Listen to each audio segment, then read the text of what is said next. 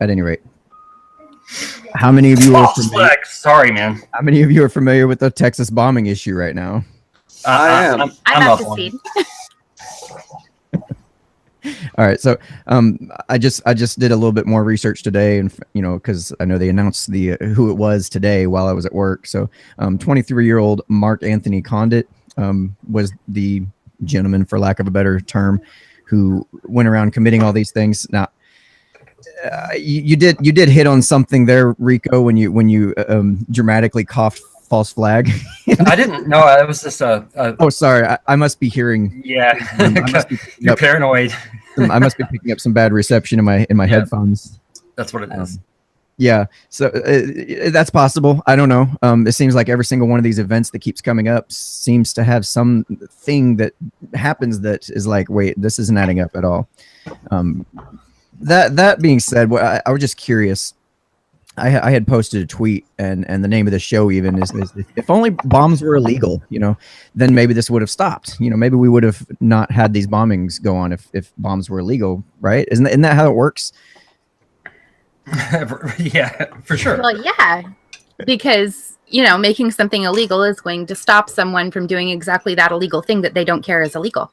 Right. It's like when the government said we're going to stop drugs, prohibition works great. It's working. I mean, like I can't even find any drugs around here at all. It's really hard. I'm not even on any right now. Right. So it's working. Working. When they banned liquor, I mean, that only just caused, mobs to come in and start running the damn thing.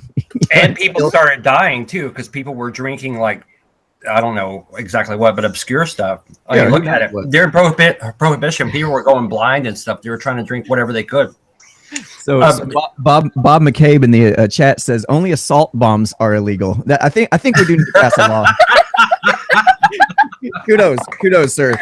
Well done. Fantastic. And assault bombs, to clarify for those on the right, you need to make sure we define it as the bombs that look more militaristic. That's just like put militant. Some like tape and write on it, this is an assault bomb, so we can tell the difference. Well, what you do is you put duct tape around it, and then you age it to look all post-apocalyptic.